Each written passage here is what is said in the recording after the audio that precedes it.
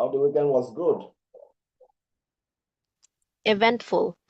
Very good. Yes.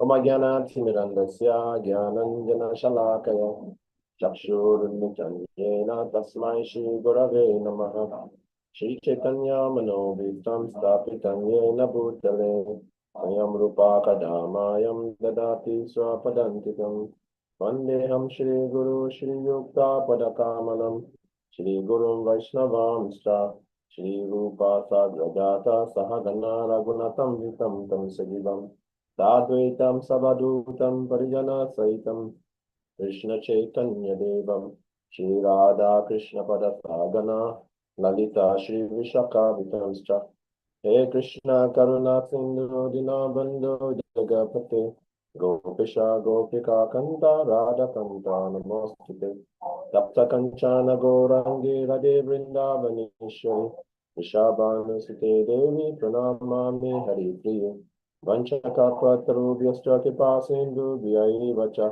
Patitanam Pavanebhyo Vaishnavebhyo Namo Namah Jai Shri Krishna Chaitanya Prabhu Nityananda Shri Advaita Gadadhara Srivasadi Gaur Bhaktavinda Hare Krishna Krishna Krishna Hare Hare Hare Rama Rama Rama Hare Hare. Yeah. So let's continue with our shloka recitation for those who want to recite.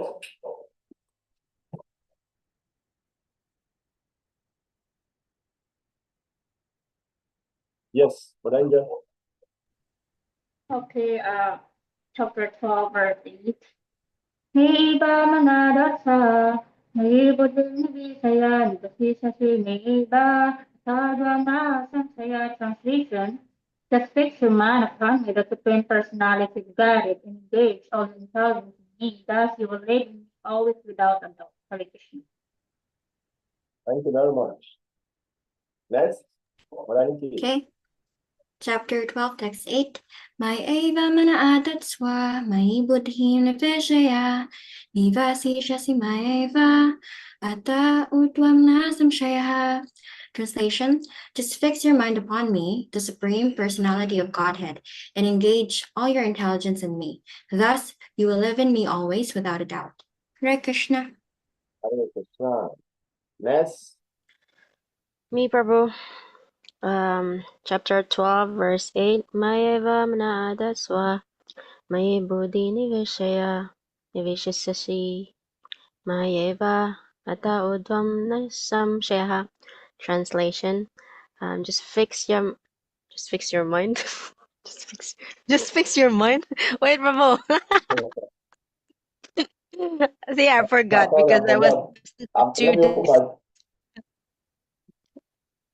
okay. The translation. Just fix your mind upon me and the Supreme Personality of Godhead. Engage all your intelligence in me. Thus, you'll live in me always without a doubt. Hare Krishna. Thank you very much. So, from tomorrow, from Wednesday, let me give you so that you can start thinking about it before the Wednesday. Then we're going to change another shloka. So it's going to be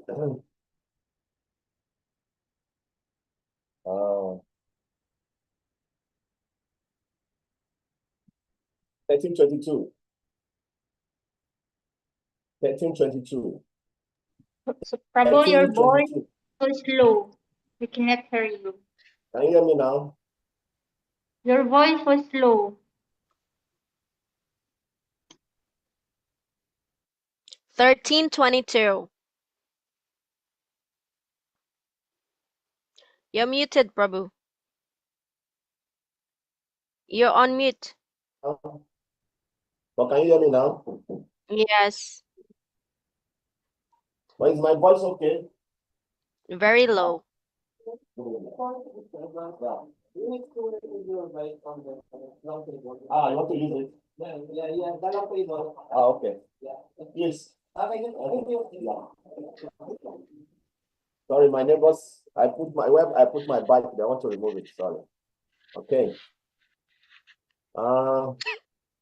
Can you hear me now? Is my voice okay? Better.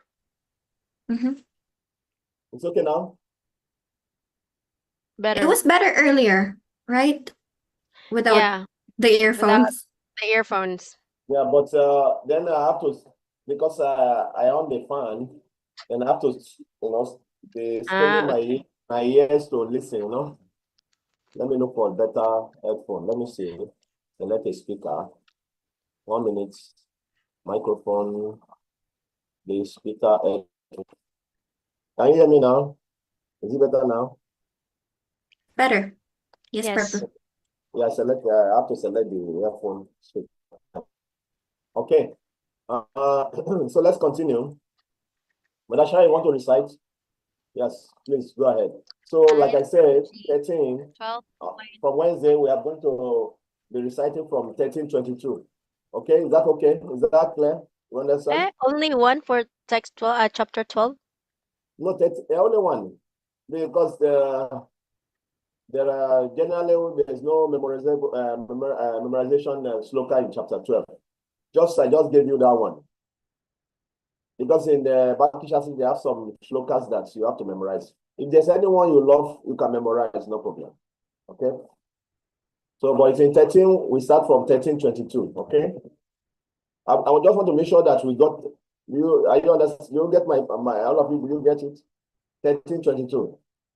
13:22? Yes. Okay. This Wednesday? Okay, Madashaya, please go ahead. Verse 12.8. Mai eva manadhasva mai nivesaya nivasisyasi mai eva ata udarbhamna samsayaha. Translations.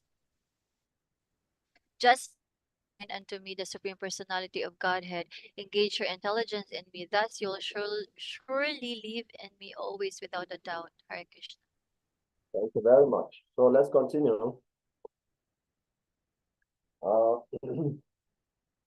So tomorrow will be the last day for the 12/8. So from Wednesday, we start with 13:22.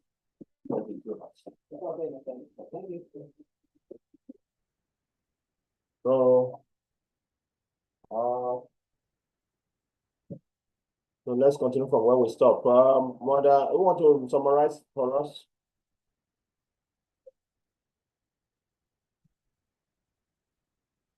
I'll do it, Prabhu. I'll make it quick. Okay? Yeah. So we continued with chapter 13, nature, the enjoyer, and consciousness. So we left off with verse 15, wherein Krishna tells us that he is a super soul and he is the original source of all senses, yet he is without senses. So this phrase gets often misunderstood by the impersonalist because from the wording itself, like Krishna has no senses. They think that Krishna has no form. Okay, so but this verse actually does not refer to Krishna's material senses, but it refers to his transcendental senses. Okay, that is why in Brahma Samhita it was explained that the senses of the Supreme Lord can perform all the functions of other senses. For example, the Supreme Lord can impregnate just by looking. The Supreme Lord can eat just by looking. So hence his senses are completely transcendental, not like ours, guna, right? Conditioned senses. That is why Krishna's senses is called nirguna. It is transcendental, it is uncontaminated, and it is beyond the modes of material nature. Okay? That is why we cannot understand Krishna unless we transcend the modes of material nature. For us to understand Krishna, we have to go beyond the mode of goodness, the knowledge and mode of goodness. Okay? So we were saying that by rendering service, devotional service, and chanting, eating prasadam, then the Lord will reveal himself to us, meaning that we can finally understand Krishna even with our blunt material senses. Okay? For verse 16, okay, let me read let me go to verse 16 just to be. So here, Krishna was saying that he is, although he is far, far away, he is near to us all.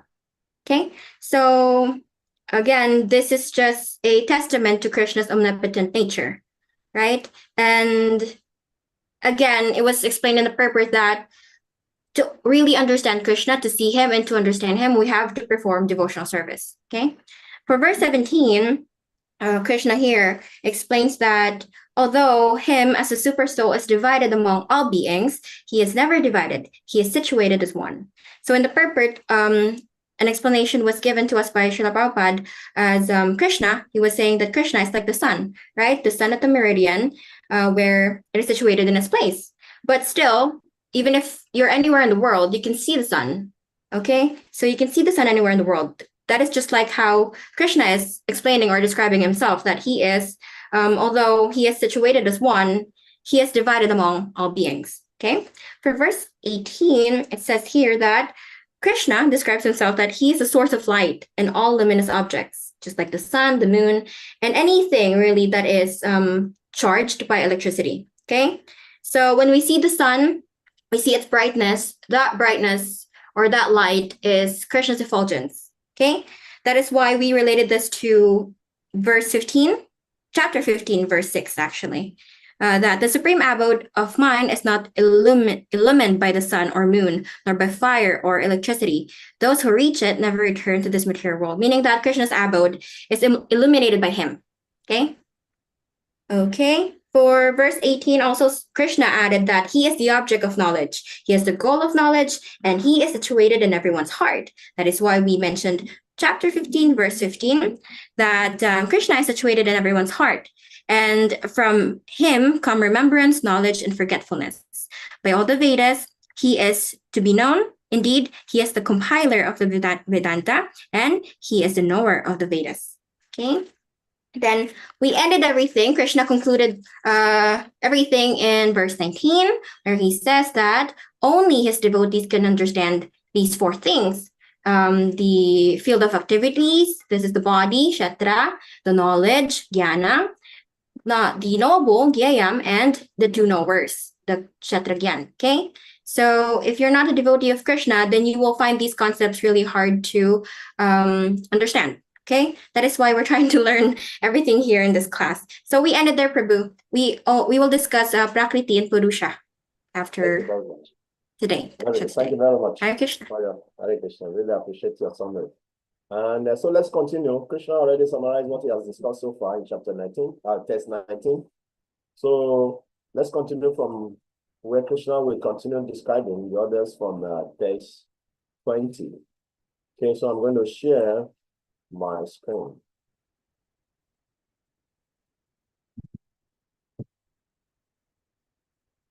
Okay, so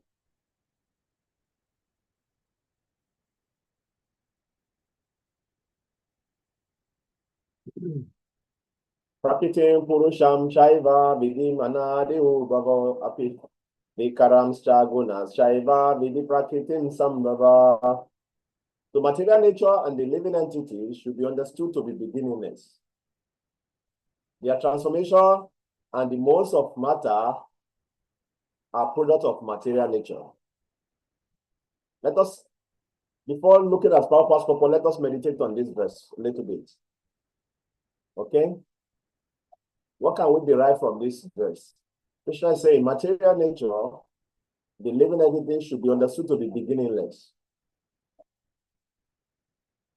Their transformations and the modes of matter are products of material nature.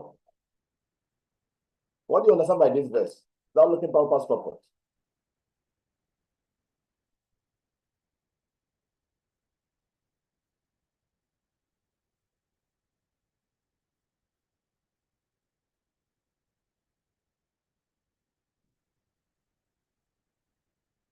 Nobody understood?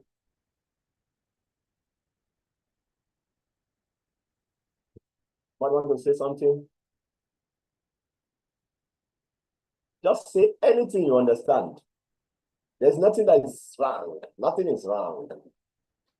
Can I try, Prabhu? Yes, please go ahead. Okay, so with regards to this one, material nature and the living entity should be understood to be beginningless. It's because, Prabhu, the material nature is one of the energy of Shri Krishna, and it's part of Shri Krishna, and as well as the living entity is a part and parcels of Shri Krishna. So basically, since we are all part and parcels of Shri Krishna, that means that we are beginningless because we are non-different to Shri Krishna in quality. So with regards to their transformations and the modes of matter are products of material nature. So this one I think is coming from sorry, the living entities having the desire to lord it over material nature. So this is why they have these kind of transformations and other modes, or like the three goodness. That's what I understood. Thank you very much. Someone want to say something? Okay, quickly, let me say something. Our leader speaks about 5 topics. Who can tell me about those 5 topics? The Bhagavad Gita we are studying talks about 5 topics. Tell me those 5 topics if you know them.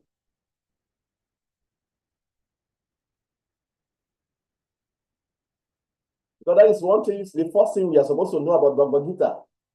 You said, tell somebody, oh, I've done Bhagavad Gita, I've studied Bhagavad Gita, is in there. You have to be able to tell the person the 5 topics of Bhagavad Gita. Tell me.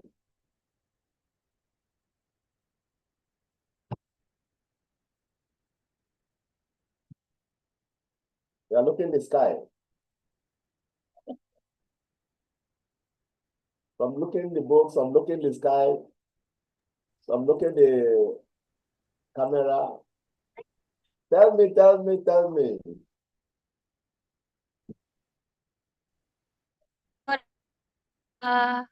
Is it correct? Prakriti, Kala, Karma. Just tell us the English. Forget about the Sanskrit so that we don't start breaking our head. Tell us the English and tell us one by one what you know. The Supreme Lord, the living entities, the material nature, time, and action and its consequences. Very good. Well, you're supposed to tell us number 1, number 2. You are not saying like that. So that you got it. So tell us. Count it now. Count it for us so that we know that you got the 5. I just made a summary in my handbook. Then I'm saying, so tell us one by one. the Supreme Lord. Tell us number 1, this, number 2, Okay, this. I just try. Okay. Number 1, Lord Krishna. Lord Krishna is the ultimate controller and the source of everything. No. I'm not saying you should read the summary. Just tell us, list them one by one, 5, the 5. Number 1, this. Number 2, this. Number 1, the Supreme Lord. Okay. Number 2, the living entities. Okay. Number 3, the material nature. Okay. Number 4, time. Okay. Number 5, action and its consequences. That is karma. Thank you very much. So that is the 5 topics of Bhagavad Gita. Have you gotten it? We all have we taken it down? We should write it down. Because it's going to come out in your final examination. There's going to be an objective. We have been doing some theoretical examination, but there's going to be objective also towards the end. You see? So we have time.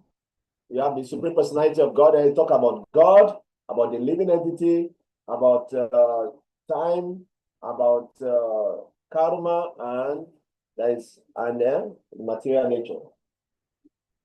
You see? So these are the 5 topics of Bhagavad Gita.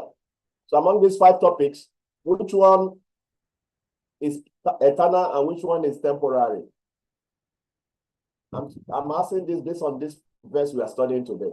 Which one is temporary and which one of them is eternal?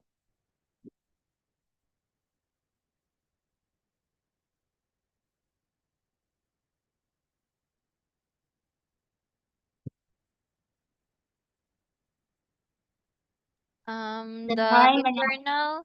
Ay, sorry. O, go, Mata Angel.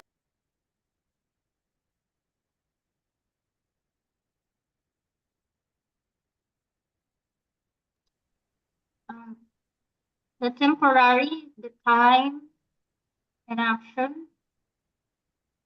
Are you speculating or you know it? Prabhuji, can I try? Hey, Mother Angel. No, I'm asking Mother Angel a question. Mother Angel, are you speculating or you know it? What, Unmute Prabhu? yourself. Are you speculating or you know the answer?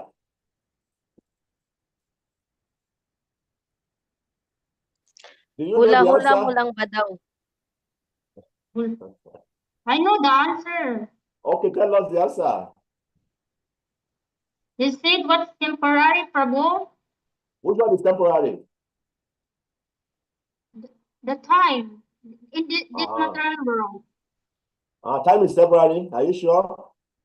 Here in material world. Oh, sorry. You missed it. Oh, sorry. It's okay. Okay, Mother Shaya, tell us. Okay, for the eternal or unchanging, beyond material nature should be Ishvara, the Supreme Lord, which is Krishna, Jiva, the living entities, which is us, and then Kala is the time. These are all unchanging. And then for the temporary or changing and subject of distractions are Prakriti, which is the material nature, and then second is karma, action and its consequences. But if you say Prakriti is temporary, then this verse we are studying today negates that. Read the verse we are studying today.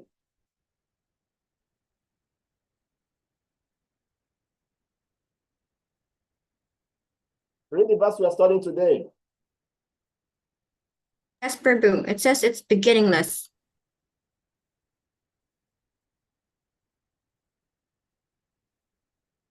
Mother Shaya, are you still there? Yes, I'm still here. You are not speaking. Yeah, I'm here, Prabhuji. So go ahead. I'm saying something. I'm asking you something. That's what I want you to respond.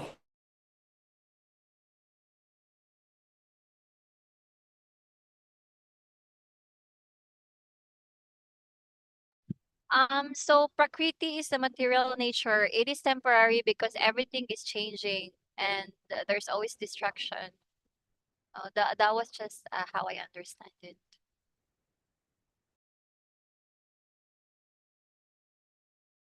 Did I get the question, Prabhuji?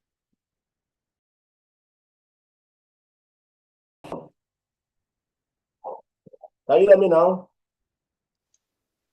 Yeah, no. Yeah, my network was gone. So Mother Shaya, I didn't hear you. What did you say? So I've mentioned that Prakriti or material nature is actually under temporary because it is always changing and it is always under the distraction. It's just how I So understand that's why it. it's temporary?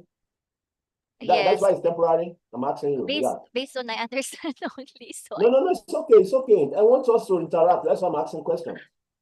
Then if you are, there's no bad to be wrong, and you'll be corrected. That's why I'm here as your facilitator, you know? Okay. okay, Prabhuji. So Yes, what I'm saying, because yeah. sorry, yes. Go ahead. Yeah, because I basically understand it's temporary because it's constant changing and then Okay. there's also distraction. Oh, okay. So thank you very much for your understanding. Really appreciate for speaking out also, which many don't want to. So thank you for speaking, you know. So, but actually, only karma is temporary. Other four are eternal. Okay? Is that okay? So karma is the only thing that is temporary. Just like we are reading today, it is mentioned that material nature and the living entity, they are beginningless, means they are eternal. So material nature is always coming and going eternally. You understand? But karma can be changed. Is that okay? Prabhuji, enlighten Yeah. me. It is mentioned in the Bhagavad Gita that the physical world is temporary. I don't know. I understand it like that because it's constantly changing. That is your understanding. That's why we are trying to change your understanding today. Krishna is saying here in the verse we are reading today that the material nature is what? Is beginningless. I'm not the one saying it. It's Krishna who is saying that. Okay? Okay. That material nature is eternal. Is beginningless means it has no beginning, means it's eternal. You understand? Okay. Also, the living entity also, they are beginningless because they are eternal also. Okay. So Krishna is eternal, material nature is eternal, the living entity are eternal, and time also is eternal. Time is always coming and going eternally. Okay? It's coming and going eternally. That is why it's eternal. Okay? But only karma can be changed. That is why we can be liberated out of this coming and going material nature that is happening eternally. It's Krishna's pastime happening eternally. This material nature is Krishna's pastime happening eternally. It's eternal, it's going on again and again. Okay? Although it's beginningless also. There's nothing like, oh, it started at this particular time. No, it's beginningless as Krishna also. It's eternal. It has been there since time immemorial. That's why we cannot comprehend it. Okay? So it's happening eternally. But karma can be changed.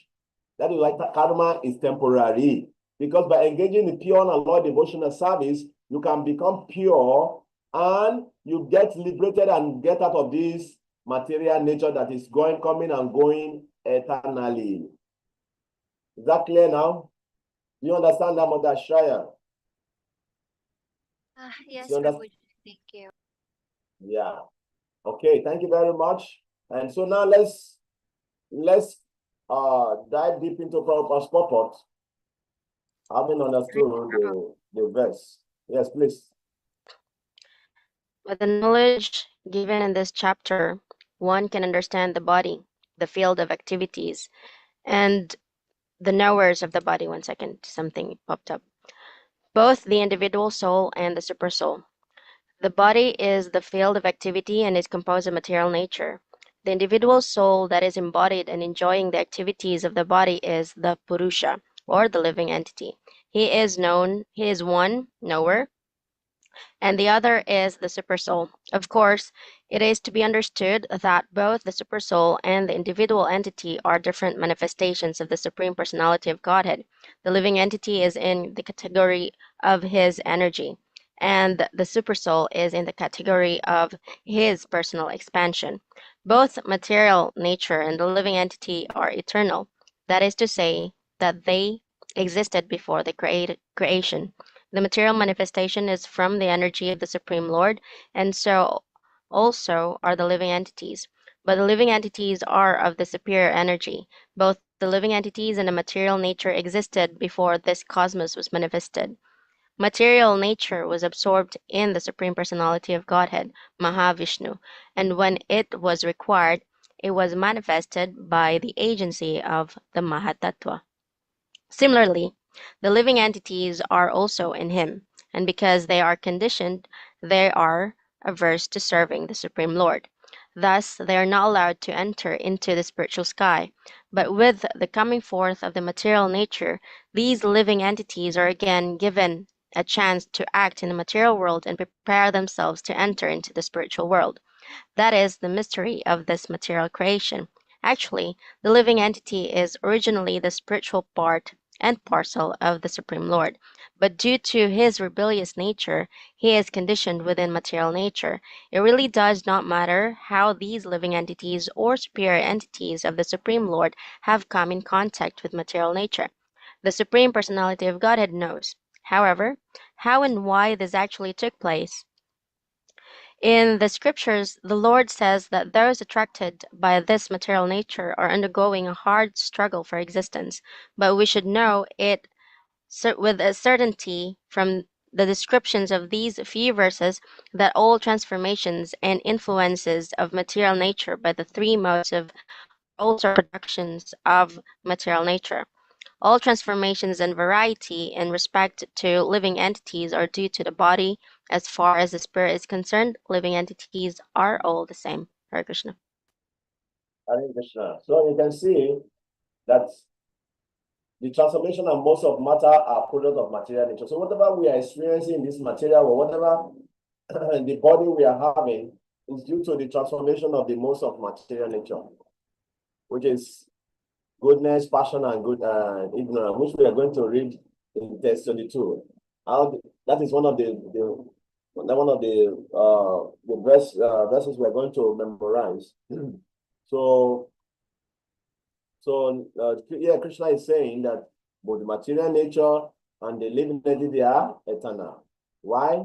Because they have been there since time immemorial in the body of Mahavishnu. There is a very controversial topic about the origin of the soul. We don't need to go into that. It's a controversial topic.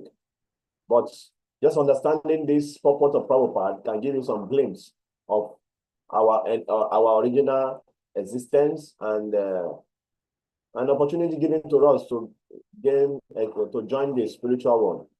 Actually, I will just say something briefly about that. Prabhupada said we don't need to bother so much about this, but Bhakti Thakur explained some of this topic in his book of Jaiva Dharma. Okay, so like it's mentioned, there are two kinds of living entity. There is Nitya Bada and Nitya Siddhas. The Nitya Siddhas, they are always there in the spiritual world. The Nitya Bada, where are they coming from? They come from the imaginal potency of Krishna. Okay, and that is there from the Mahavishnu. Okay, so but these Nitya Badas, by the mercy of the Supreme Lord and the mercy of the pure devotee, can also join the Nitya Siddha in the spiritual world. And that is the whole process of bhakti it's all about. The whole process of bhakti is, okay, you purify yourself, then you get trained by those Nitya Siddhas so that you can also serve Krishna in the spiritual world. And once you join that spiritual world, you will never come back to this eternal material world again. Okay? Because this is the material world, is always coming and going. The Mahavishnu breathes out, it comes, it breathes in, it takes it in. It breathes out, it comes, it breathes in, and each of his breaths is billions and billions of years. So you can imagine what it means when they talk about eternity. Just one breathing out is billions of years. When it taken also another billions and billions of years when it breathes out. So just imagine, you cannot comprehend this with our tiny brain. You see, it's inconceivable for us. Okay, is that clear?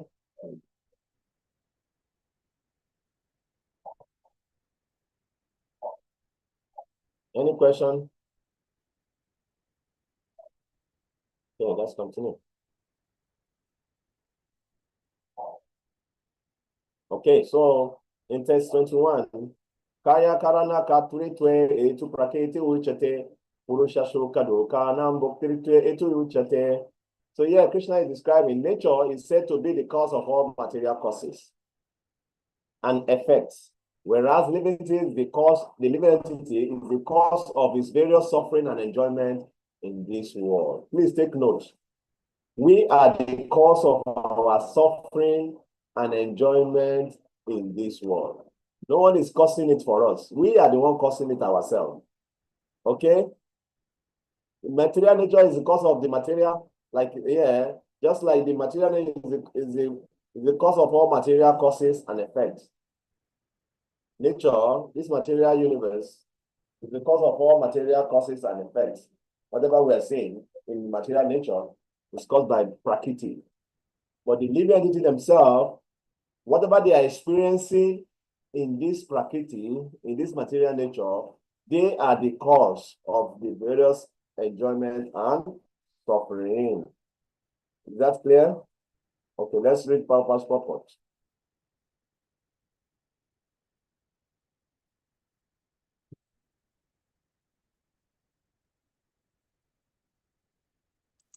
I read, Prabhu, no one's reading. Please go ahead. Thank you. The different manifestations of body and senses among the living entities are due to material nature. There are 8,400,000 different species of life, and these varieties are creations of the material nature. They arise from different sensual pleasures of the living entity, who thus desires to live in this body or that. When he is put into different bodies, he enjoys different kinds of happiness and distress. His material happiness and distress are due to his body, and not to himself as he is. In his original state there is no doubt of enjoyment. Therefore, that is his real state. Because of the desire to lord it over material nature, he is in the material world. In the spiritual world, there is no such thing. The spiritual world is pure, but in the material world, everyone is struggling hard to acquire different kinds of pleasures for the body. It might be more clear to state that this body is the effect of the senses. The senses are instruments for gratifying desire.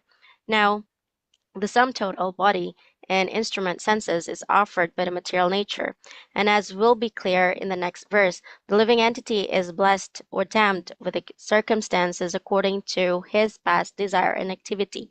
According to one's desires and activity, material nature places one in various residential quarters. The being himself is the cause of his attaining such residential quarters in his attendant enjoyment or suffering. Once placed in some particular kind of body, he comes under the control of control of nature, because the body, being matter, acts according to the laws of nature. At that time, the living entity has no power to change the law. Suppose an entity is put into the body of a dog. As soon as he is put in the body of a dog, he must act like a dog. He cannot act otherwise.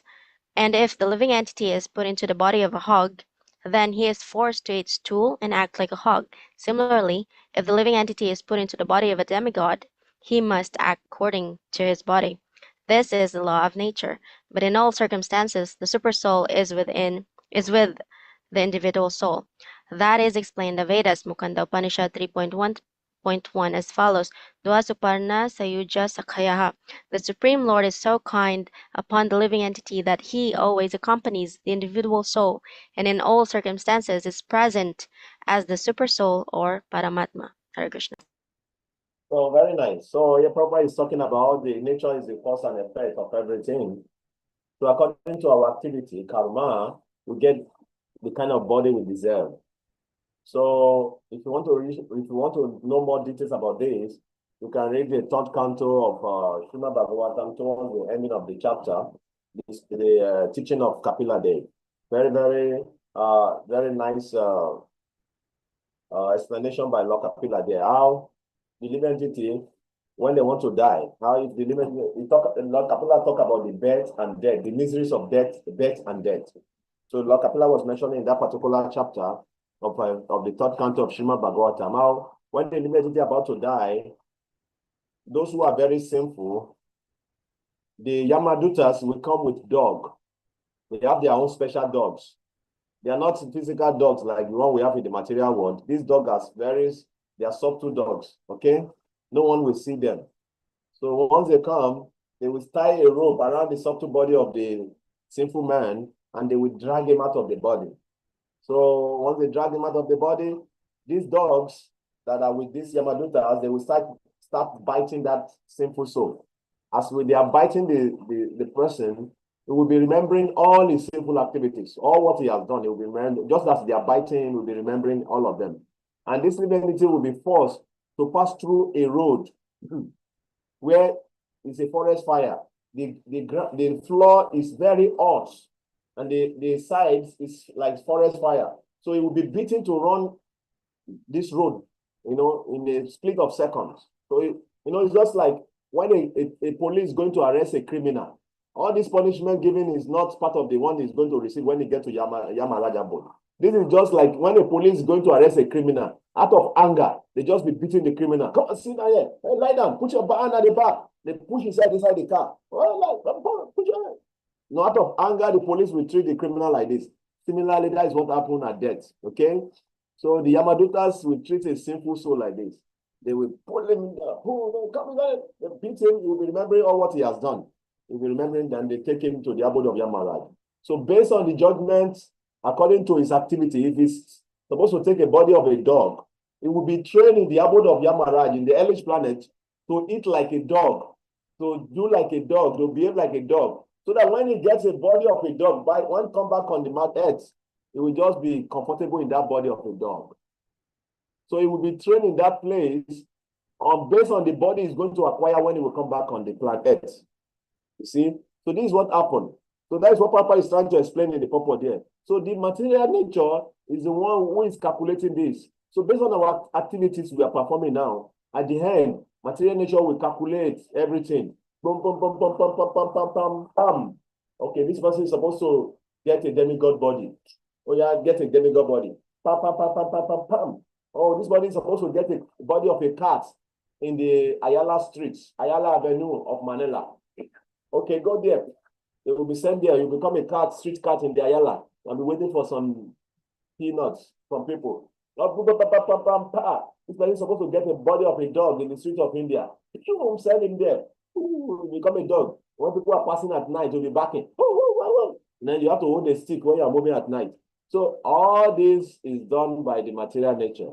It does perform this calculation and give us our body according to our past activities. So we are the one creating these bodies for ourselves based on what we are doing now. We are creating our body in the next life. Some of us who are engaging in devotional service now, we are creating our body for the next life. There are some things we cannot change in this life based on the body we have, but gradually as we are engaging in devotional service, we are creating new body for ourselves. So we should understand this. So this material nature is in charge of all this based on our activity. I see an hand up. Yes, please unmute yourself and speak. What do you want to tell us? Prabhuji, I just have a question. Use your mic, please. Use your mic, please. I just have a question because I'm a bit Yes. confused. Please Okay. enlighten me. So I'm a bit confused with this. So my question is, if Prakriti is eternal, but the body is made of the material nature, die and decay, how do we understand the relationship between the eternal nature of Prakriti and the temporary nature of the physical forms? I don't understand. Come again. Read your question again. So my question is, because I'm confused, if Prakriti is eternal, but the body is made of the material nature die and decay, so can you explain this further? Prakriti, when we talk about material, Prakriti is material. The body is just a product of the Prakriti, no? Just like we explained, we read in the purport, and in the verse also Krishna mentioned. The body we have is called the field of activities. Okay, it's called the field of activities. It's just a product of Prakriti. Okay, the body we have is a product of Prakriti. Let's read it again. 1 minute. Let's come again.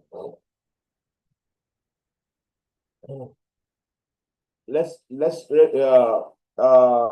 Mother Asha, read this verse 21.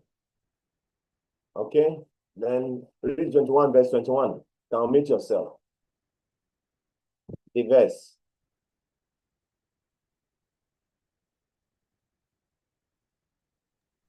I don't see your screen, but I can read in my text. Yes, read it. 21. Yeah.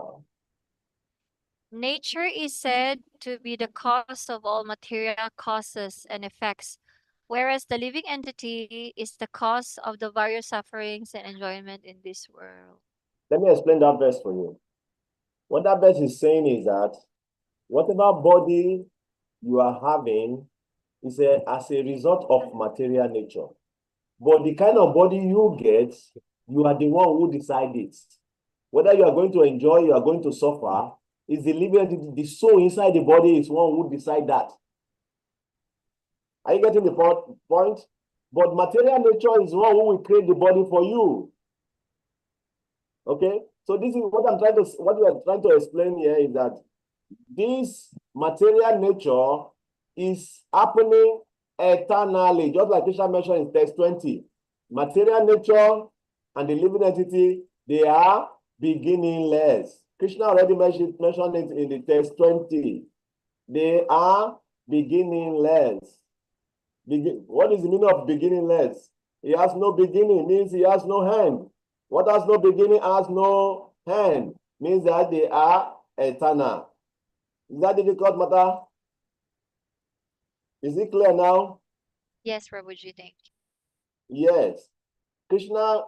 We are hearing from Krishna's own word. Material nature and the living entity, they are beginningless. But the material nature is what is giving us the kind of body we have based on our activities, and that is happening eternally. You can remain in the material world for a long time, as long as the day of Lord Brahma, or as long as a lifetime of Lord Brahma, which is billions and billions of years. Again, you enter into the body of a Mahavishnu. At the beginning of the creation of Mahavishnu again, you come out again and you continue again. So these are going on for millions and billions of years. And it can continue like that if you don't engage in devotional service and get out of this bondage to go to the spiritual world where you can eternally relate with Krishna in full happiness. You can continue in this material, going up and down. Brahmanda, Brahmite, Kona, Bhagyavan, Jiva, Guru Krishna, Prasadele, Latabit. You know, we have been going, Brahmanda, Brahmite, Kona, we have been going from one planet to the other from time immemorial. Brahmanda, Brahmite, Kona, we are going up and down for time immemorial. It is mentioned time immemorial. Time immemorial means there is no account of when we have been doing this. Okay? So it's more or less eternal. So, but by the mercy of Guru Krishna Prasade, Bhakti Latabija, by the mercy of Guru and Krishna, by the mercy of Krishna, we get the Guru. By the mercy of Guru, we get the seed of devotional service. And that seed of devotional service, if we found it, then we can become liberated and get out of this material bondage. Okay, let's continue. Have we read the purport of text 21? Yes, Prabhu. Yeah, so let's go on to text 22, the one we are going to be memorizing from Wednesday. Very nice one, huh? Text 22.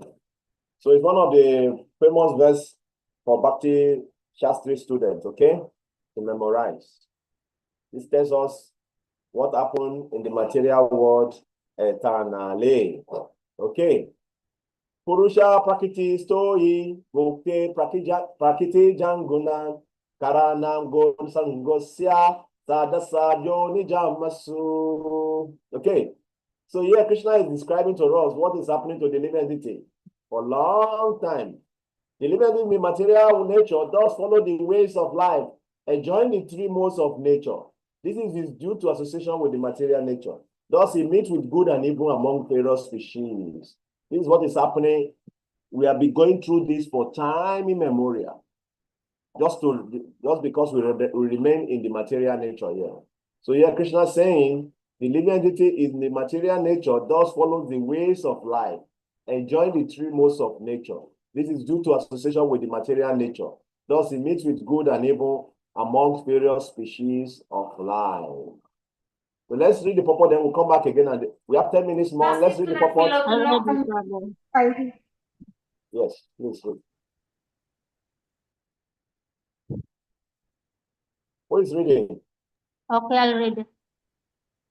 This verse is very important for an understanding of how the living entities transmigrate from one body to another. That is explained in the second chapter that the living entity is transmigrating from one body to another, just as one changes dress. This change of dress is due to his attachment to material existence. As long as he is captivated by this false manifestation, he has to continue transmigrating from one body to another. Due to his desire to lord it over material nature, he is put into such undesirable circumstances. Under the influence of material desire, the entity is born sometimes as a demigod, sometimes as a man, sometimes as a beast, as a bird, as a worm, as a aquatic, as a simply man, as a bug. This is going on. And in all cases, the living entity thinks himself to be master of his circumstances, yet he is under the influence of material nature. How he is put into the such different bodies, it is explained here. That is due to association with the different modes of nature. One has to rise, therefore, above the three material nature and become situated in the transcendental position. That is called Krishna consciousness. Unless one is situated in Krishna consciousness, his material consciousness will obligate him to transfer from one body to another because he has material desires. Since material desire time immemorial, but that has to change that conception. That change can be affected only by hearing from authoritative sources. The best example is here. Arjuna is hearing the science of God from Krishna. The living entity, if he submits to this hearing process, will lose his long cherished desire to dominate material nature, and gradually he proportionately as the reduce his long desire to dominate, he comes to the enjoy spiritual happiness. In a Vedic mantra, it is said that as the becomes learned in association with the Supreme Personality of Godhead, he is proportionately relish this eternal blissful life. Hare Krishna.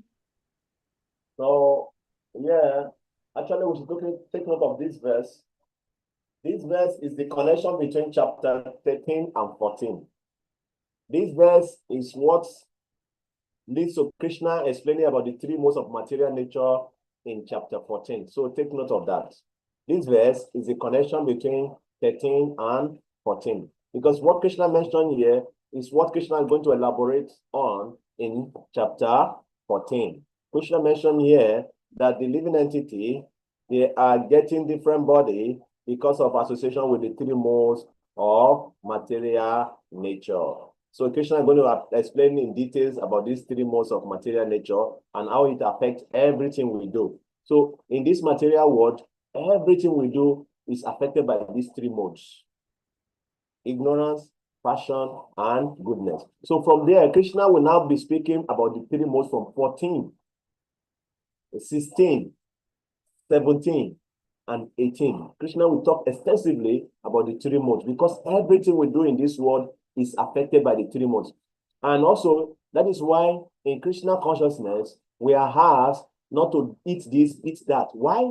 It's not just we don't want to eat those things. Why? It's because we can gradually bring ourselves to the mode of goodness. We don't eat all those things they ask us not to eat. It's because we want to bring our consciousness to the mode of goodness. So when we come to mode of goodness, spiritual life becomes easy. Only on the platform of goodness that spiritual life becomes easy. When you're in the mode of passion and ignorance, spiritual life is very painful. It's trouble. It's like a trouble. It's like you are trouble. It's just like somebody who is in the mode of passion. You want to wake him from Magalati. Oh, you're coming to disturb my sleep again. Oh, I want to sleep. Because she's passionate or he's passionate. Or somebody is in the mode of ignorance. When you want to wake him from Magalati, that is when you want to sleep. Oh, he's disturbing my sleep again. Oh, again. You know? So somebody who is in the mode of passion and ignorance, coming from Magalati is a very big trouble. But somebody who's in the mode of goodness, he enjoys waking from Magalati. He loves it. He's anxiously waiting for Magalati because he's in the mode of goodness. The mind is calm. His body is peaceful. So he loves to wake up from Magalati. Nobody will force him or nobody forces him, you know. He just wants to wake up Magalati. You see? So, but somebody in the mode of passion and ignorance, oh, waiting for Magalati is the biggest job you can ask them to do. Because that is it. It's just like somebody was, I remember one time, Goranga Prabhu was giving a lecture. He said, why is it that we do parties at night, not early morning? Because the party is not fun early morning. It's more fun at night. Why? Because mode of ignorance is prominent. At night, mode of ignorance is prominent, so everybody wants to enjoy. They don't want to sleep. So those who don't, you know, they don't want to say they want to party. Because that is the mode that is prominent at night is ignorance. That is why those who are in the mode of goodness, they don't want to waste their time at night. They just want to sleep and wake up when goodness is prominent so that they can engage themselves in spiritual activity. So early morning, goodness is more prominent. So that is why it's easier. The spiritual activity is more easier early morning because it's more prominent. Goodness is more prominent in the early morning, in the morning. And passion is prominent in the afternoon. So the spiritual activity also is very difficult. It's like you are struggling with your mind because the mind at that time is want to do so many other things. So to sit down and chant peacefully, very difficult. But in the money, mode of goodness is so Krishna. We are going to talk more about this. I love talking about these 3 modes of material nature. Let me go deep into it now. We will talk about it when we come to chapter 14, It's going to be very sweet, But the thing that is here is that Krishna is saying here that the living entity follow the ways of life, enjoy the 3 modes of material, and this is due to the association with material. So as long as we are in this material body, we will be influenced by these 3 modes of material nature. Like what Krishna is saying, and based on how we are being influenced, we get different bodies.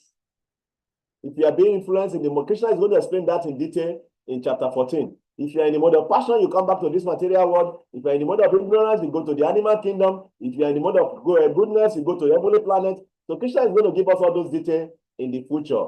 Okay, but what Krishna is saying here is that while we are in this material world, is due to the 3 modes of material nature. So 3 modes of material nature is the active ingredient.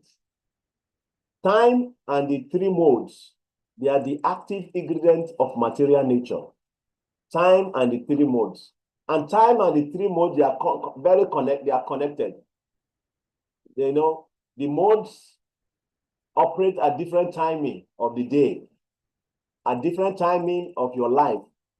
Some people, in their particular part of their life, they are struggling with ignorance like anything. Some people, at a particular time of their life, they are struggling with passion like anything. And some people, they are more peaceful in the mode of goodness at a particular time of their life. They are more inclined to spiritual life. They just want to live a saintly life. They just want to live holy life. So these 3 modes and time, they are intertwined. They are the one controlling our activities in this material world. So that is why the Krishna consciousness is to bring us to the mode of goodness, so that when we consciously try to elevate ourselves to the mode of goodness, then our suffering will be lessened, will be less when we come to the mode of goodness. Nasta prayeshu abhadreshu nityam bhagavata sevaya bhagavati utama shloke bhakti bhavati naistike tada raja samo bhava kama when you engage in hearing about Krishna every day, gradually you rise from the mode of ignorance and passion, then you come to the mode of goodness. When you come to the mode of goodness, spiritual life becomes very easy for you. This is what Shloka is talking about. Okay? Your spiritual life becomes very easy. That is why we don't eat this, we don't eat that, we don't do this, we don't do that. So that we can actually try to pull ourselves to the mode of goodness. So that spiritual life becomes easy for us to practice. But many devotees, they don't understand this. Oh, why they say we should not take chocolate? Why they say we should not take onion? No, I want to eat them. Those devotees, they will never come to the mode of goodness. They will always remain in the mode of passion and ignorance. Because they don't want to, they are not ready to bring themselves to the mode of goodness. See, that is why you see in India, the Brahmanas, they are in the mode of goodness. They don't eat anywhere, anyhow. They don't eat in the restaurants. They're very conscious about who cook their food, because they know that if you want to maintain goodness, you have to be very conscious about all these things. You have to be conscious about what you put in your mouth, who cook it, and all those things. So they are very conscious because they only want to maintain their consciousness of that goodness so that they will not be drawn to passion and ignorance. You see? Any comment or question? I think we should stop here today.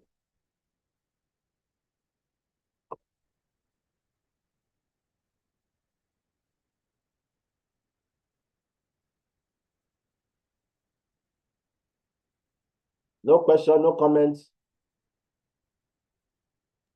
Prabhu, I was thinking, because when it comes to like eating, right, we're trying to shift our eating habits to like mode of goodness, right? Yeah. So it's so hard to do it when all your life you've been eating meat, right? For example, you're a new devotee. It's hard to entice them to try a vegetarian diet. But I was thinking the other day, is the reason why we're telling devotees to like enter into like marriage and then produce or procreate Krishna conscious children, because it's easier really for Krishna conscious children to adapt to this kind of lifestyle.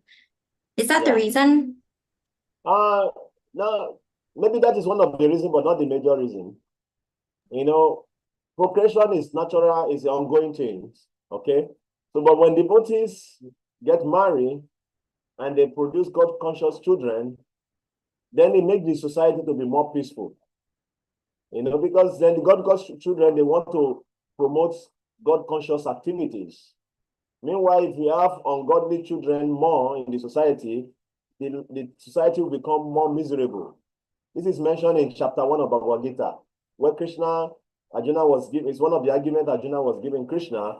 If the women are not protected, there will be Vanasankara, means unwanted population. You see? So the more unwanted population we have in the society, the more the society becomes miserable. But the more God-conscious children we have in the society, the more the society will become peaceful and happy. Because these God-conscious children, they will always be promoting peaceful activities. You see? So that is why devotees are supposed to get married and give birth to children in a God-conscious way, so that we can increase the population of God-conscious children. And automatically God-conscious activity will increase also automatically. Just imagine if we have one big Ravana tormenting the whole universe. What about if we have like 10 Prabhupads in the universe? You can imagine what the universe will become. You see, we have only one Prabhupada. You see what he has done. You see, just imagine you have 10, 20 Prabhupada. You can imagine what will happen. So the more strong God-conscious children we have in the society, the more peaceful and God-conscious society we can create. You see, that is it. That is what Papa gave us the model on how we can bear God-conscious children. Anyone can do that. You can attract great elevated soul into this world if you follow the proper process. I invite them. And the more we invite those great elevated soul from the other higher planet to this world, the more this world God-conscious activity will be promoted. Then we have, just imagine, Bhakti Swami Maharaj is one of the great, ISKCON guru. We miss him so much. If you go through his teachings, his activities, you can see how powerful he is. Just imagine we have 10 of Bhakti Swami Maharaj or 20 of Bhakti Swami in this material world. His focus was more on preaching to the leaders of the society. Like preaching to the president, the leaders. Just imagine if we have such leaders in ISKCON, just targeting the leaders, because he knows if you're able to change one leader in a country to Krishna conscious, the whole country will become Krishna conscious. So what a great man, does, what common men follow. So it was more targeted on preaching to the leaders of the society. So the more we target the leaders, the high class or leaders of the society, the more easy our preaching mission will become. You see? So, but other way also is to procreate God-conscious children. Then when they grow up also, they can do the same thing also. When they come to, by their karma, they will rise in the society and they can promote God consciousness also, like that. Okay? Thank you, Prabhu. Hare Krishna. Hare Krishna. So we stop here. Thank you for the question. So we continue from tomorrow. So we stop today in test 22. Krishna is telling how the 3 months is one affecting everything. So we're going to continue from that tomorrow. Vancha kapataru vesha, kipasindo via ivacha, patita nampa vanedio, Vaishnava namo namaha. Srila Prabhupada, thank you very much. Hare Krishna.